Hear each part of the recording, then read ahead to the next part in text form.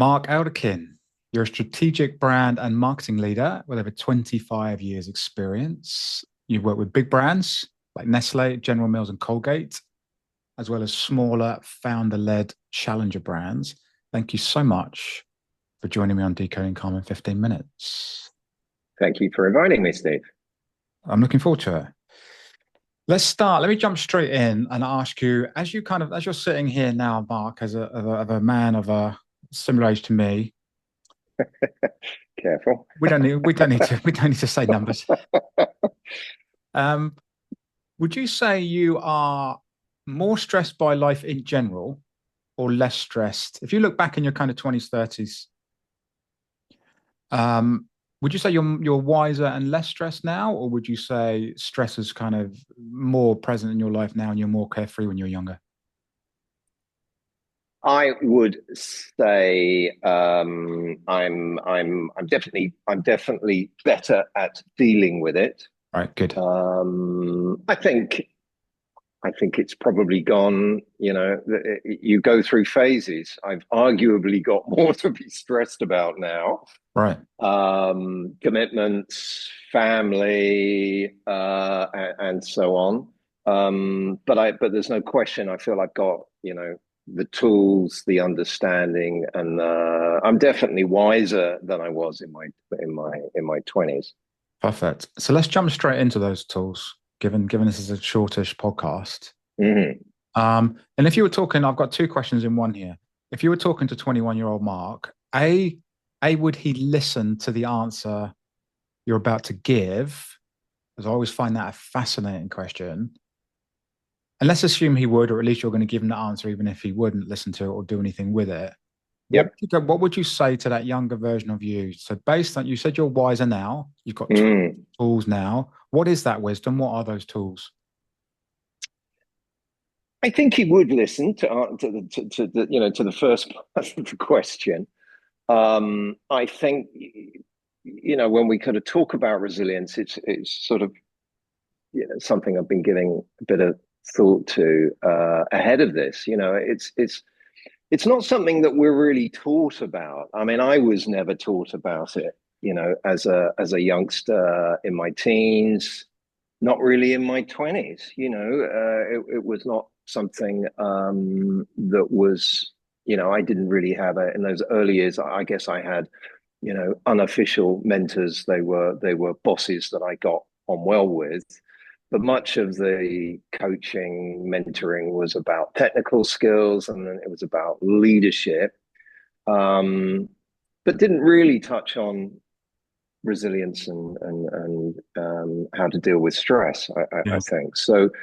Um, so I think and that's a big thing because I think when I think about my kind of teens, nobody's really they're not really getting taught how to deal with this. Whether it's kind of breathing techniques or indeed everything about the ability to sort of how you bounce back and how you stay on the front foot. Um, what have I learned? I mean, I think there's no question that kind of resilience is a bit of a muscle, and I think the more you use it, the more resilient you become. I think that I have learned through a combination of personal experience. I think I've had one or two really, really first class coaches, career coaches, often triggered by kind of moments of change or perhaps crisis. And I've learned from them. I've learned tips, and that also then triggered a real interest in the whole area for me of personal growth, resilience, lifelong learning, and so I've read a lot about this whole area. I've recently started to read quite a lot about neuroscience, which then as a marketing kind of practitioner, that's super helpful in kind of validating of the principles of kind of marketing. But it's also helped from a personal growth in understanding, you know, why you do things, why you react, and how then you can put in place routines and systems to help with that.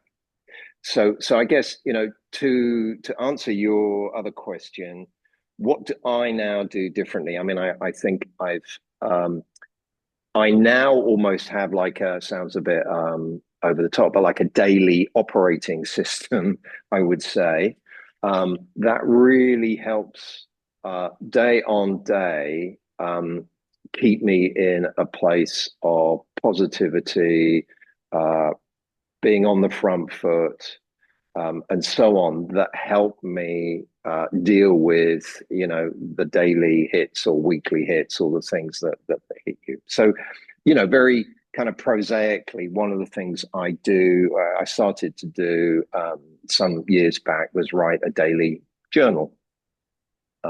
It's kind of a gratitude diary. It's nothing fancy. I don't spend long on it, but I do every day, every week, reflect back on the learnings, the insights, and the sort of positive outcomes from every day. And that has made, you know, that's made a big difference. I don't dwell on the bad stuff.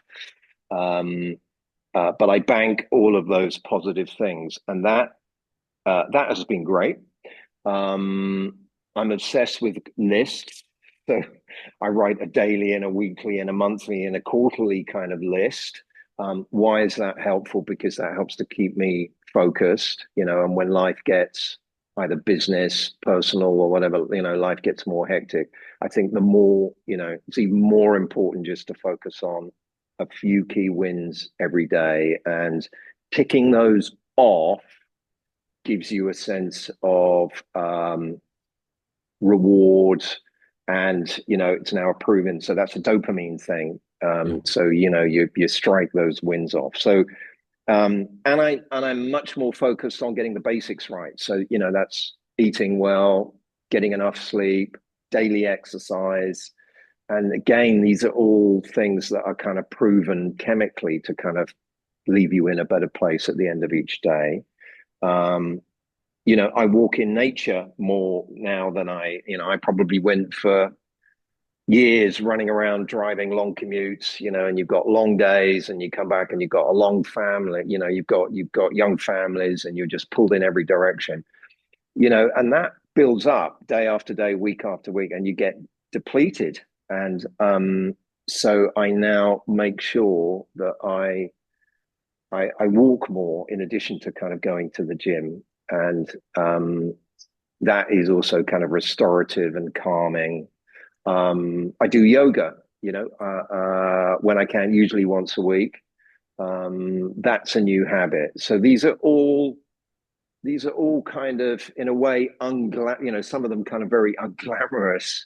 But I've become a bit obsessed about that kind of daily routine, and Yeah. having these that you know, you just start to do them without thinking, Yeah. and they build. You know, I'm a big believer in kind of compounding, and um, they do make a difference over time. It doesn't mean that the hits, you're not taking any less hits.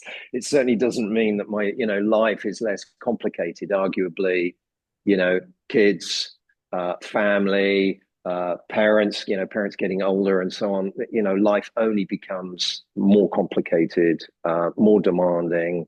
But it's just having those tools, I think, to deal with them that leaves you um, in a better place to deal with it all. Yeah. I totally agree about the compounding effect. And of course, the other thing with all of this stuff, with everything in life, is it's very easy to take it out of context and rubbish it, isn't it? I was trying to put myself in my own shoes, not 21-year-old Mark, 21-year-old Steve that's sitting here rolling his eyes, gratitude journal, for God's sake. Walking in nature, yeah, whatever I did. Yeah. You know, and you can take all these things very out of context Mm. and say, well, what did that fix? Show me what it fixed right here, right now. mm, And an analogy I always use is exercise, right? You mentioned exercise in there, and you could completely destroy exercise in 2 minutes. Let's say I was a very heavy person who wanted to lose weight, and somebody said to me, doctor mm, said to me, millions of people benefit, billions of people benefit from exercising, and they lose weight and they feel better and they got more energy and da da. And I say, okay, great.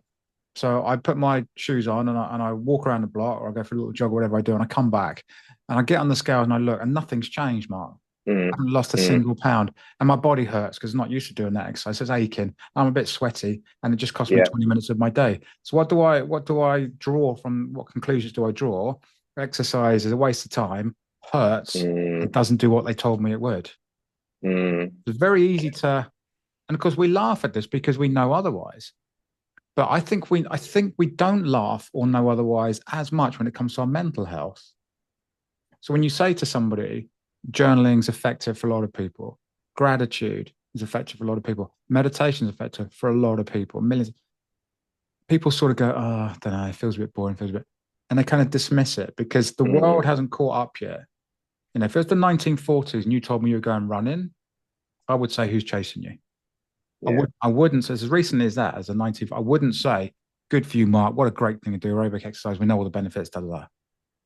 And I wonder if in X more years, the practice of good, healthy mental health practices like yoga, like mindfulness, will be just much more integrated into our lives. And so the question is how? And it kind of comes back to another question I want to ask you, which is what made you seek out ways to lower your stress? This whole thing about you talking to your 21-year-old self, I guess that your 21-year-old self may not have listened to you too much because in that moment, they're kind of doing all right. There's not that much suffering in their life. They're sleeping okay. Life's good. You just live for the weekends, going out and seeing your mates and partying and doing all these good things, right? So, what's yeah, the need to change? Why do I need to jerk? Why do I? yeah, So I think there's probably for most people the tipping point where suffering gets to a point where you think I want some relief from this now. Okay, what can I look that's going to be help? Was that true for you? Is yeah. suffering driven Yeah, all of this? yeah. I mean, I don't use kind of suffering, but I'm in my, I talked about a crisis. I think that's absolutely right. My 21, 20 something self, I've always been into exercise, but would be fit and healthy and happy and loving life, no major commitments, had a decent job, had a great social life, etc., etc. um for me, a lot of this kind of introspection and also sort of, yeah, desire to kind of learn and take on board new routines was triggered by, a bit of a crisis that was um well, I had a number of things that hit me at the same time. Part family, or sort of personal life, part health, and part job. So I think, what is it, that thing that if you can probably deal with two of those out of the three that are maybe off. Right. But I had all three hit me in one year, which was, so that was, a bit of a crisis in my life, and that forced me to kind of reevaluate, Yeah. a number of things. So I suppose that would be my answer. And so to that 21-year-old, maybe even if they're willing to listen, because they're not really experienced, if their experience of life is different, maybe they aren't willing to take on board, and maybe that's one of the kind of ironies of life. I often think there's so many things I wish I could. I wish my teenagers would listen and take on board. The power of some of these habits, the power of compounding, the power of just frankly having, a positive attitude to life. It's a choice. Um, the power of, you know, proactiveness is a big one. I think, you can get in. It's very easy to get sort of down and get reactive when stuff happens, or you can choose to get back up again the next day and do something positive that moves you forward. And it's a choice. And I know that, there are times when you feel like life is against you. It's very easy to get negative. But these things, they're a choice. So there are so many of these I wish I could, pass on to my teens. And, sometimes they listen, but sometimes they don't. And I think, maybe that's it. Maybe stuff has to happen to you, for this stuff to stick. And that was certainly the case with me.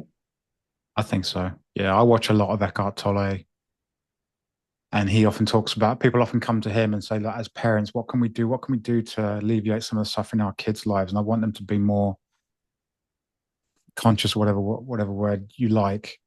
And he always says, you can't remove the suffering in any individual's life, and it is through the suffering that they deepen, that we deepen as people, that we learn, that we Yeah. become more compassionate and empathic. Yeah. And Yeah. but it's hard, isn't it? Because you do want to protect. But if you did protect everybody from everything, there'd be no depth to that person. There'd be no. Well, that's also true. No, no, no, that's also true. And I remember reading something the other day saying, it's like, this is again about parenting, but it's like, I think there's a temptation to sort of, want to protect your Of kids, course, your teens, and yeah, sort of of course, like make sure this doesn't, this. But of course, actually, that doesn't build, that doesn't give them a chance to build this kind of resilience right, muscle.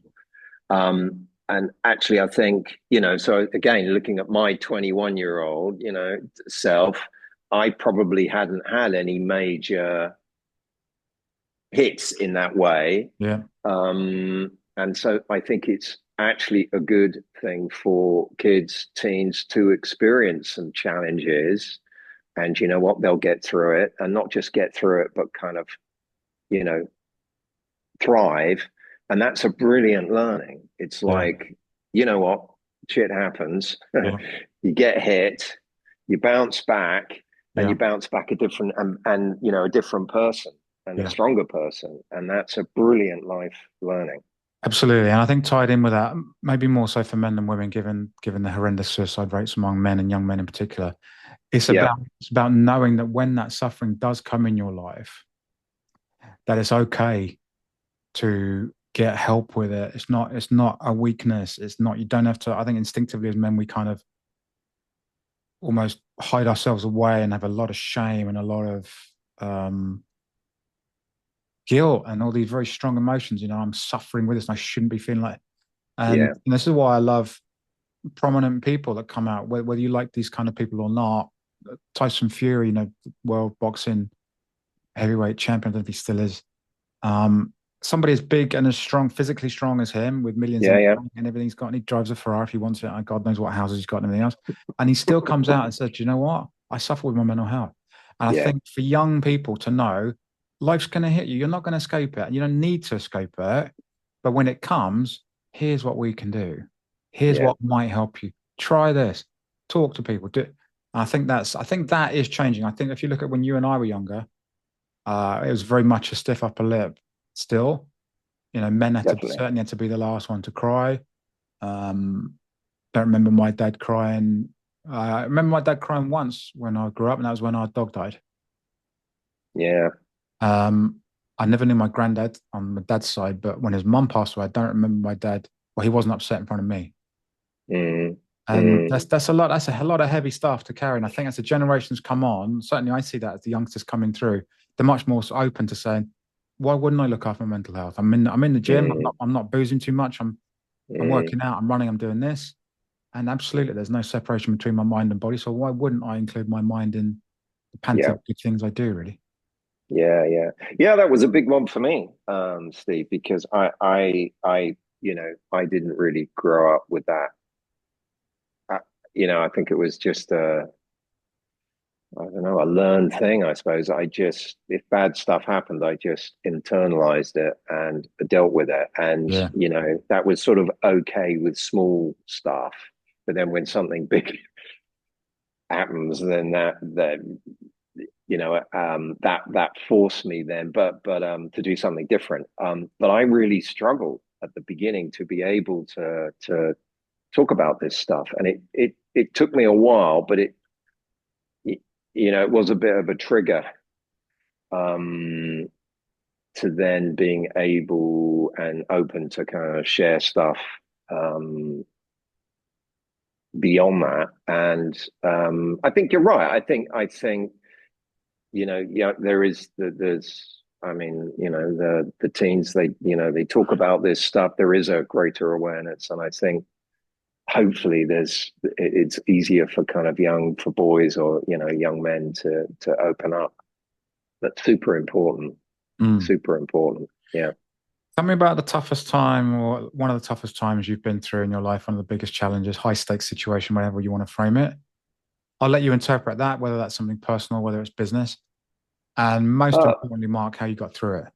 yeah. Well, I mean, I think I touched on it already. Right. I don't know whether it's sort of the highest stake. I'd had a number of critical moments sort of in my career um, up to that stage. And I got through each of them, frankly, by just sort of doubling down and being kind of relentless in I think I'm naturally calm and positive, and I Right. think that kind of helped me through those. Um, and being relentless. But it was this point in my life when I had um, a relationship that broke down, a health scare that I've now gone through, and then a restructure in the company that I was working for. And so I kind of had all three things hit me at once, which was super tough. And that, yeah, as I say, that was really a kind of turning point. Um, and I think when these things, what doesn't kill you makes you stronger. But it did. I worked with a coach, a career coach, to kind of make me rethink. It made me rethink what I was doing. But of course, it was so much more than that. The conversation kind of touched on um, lots of areas in my life, and I think as I say, it triggered for me this ability then to kind of open up, a desire to kind of learn more about personal growth, and yeah, and now looking back, a kind of a wiseness, a sense of perspective. It's funny, in part of my week, I work with a brand consultancy, fabulous, talented team, mainly in their 20s and early 30s. And I feel like, and of course, very busy, client demands, quite high stress. And I am able to bring a level of kind of calmness and almost a Zen-like approach because, when you've been through other stuff, it's like it Yeah. just gives you that perspective, Yeah. that ability to not sweat the small stuff, Yeah. focus on the key things. um, and so that's I think that's something that I'm able to bring now, and in the kind of coaching and mentoring that I do, I love that side of my work, and I think it's almost a superpower. I think without sounding a bit kind of trite, but I think that level of awareness and understanding and perspective is a bit of a superpower Mm. that I like to sort of that I now use to kind of help people in their 20s and 30s Brilliant. What a that I great gift coach. to give them. Yeah, yeah. I better move on to the quick fire questions. We've blown the 15 minutes. Sorry about that. So, very briefly, morning or evening person? Definitely a morning person. Yeah. Okay. What time do you get up? Oh, I don't get up super Okay. super early. I get up about slightly later now than I used to because I don't have a long commute. 6:30 odd. I very rarely sleepy on that. That's pretty early for me. Emails or phone calls? I don't like phone calls and WhatsApp. I You don't like really like WhatsApp? You do email. like WhatsApp, Yeah, don't you? Yeah. I do like that. Fair enough. Favorite food, mate? Oh, yeah, yeah, yeah. It would have to be Italian. It would have to be Italian. Mm. Favorite book? I know you love this question. I do. What? Um, I am going to choose Shantaram, which is a book I read a while ago, and I'm rereading, and it's just true story, fascinating, and inspiring book. Yeah, I love books where you can come back and reread them and get something different from yeah, each yeah, time. yeah, yeah. Guilty pleasure. Coffee, Nice. strong, Strong. strong quality coffee. Right. Is that, are we back to Italy again? Italian coffee? We probably are. Yes, Okay, yeah, fair enough. yeah. If you can invite anyone over for dinner, alive or dead, who would it be? You can have more than one if you Oh, want. yeah, yeah. Okay, who would I invite? I would.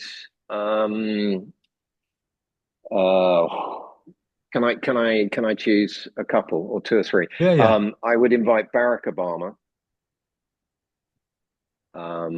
as somebody with, I think, incredible sagacity and just sort of a calmness and a sort of a perspective about him that just feels so relevant in today's world. Mm. Um, and then I'd probably invite a combination of George Clooney and Brad Pitt just to have a bit of a laugh at the other end of the table. Okay. That's a good looking table. Mark, thank you so much for joining me on Decoding Calm, mate. Really appreciate it. Very welcome, Steve. Thanks for Thank having you. me.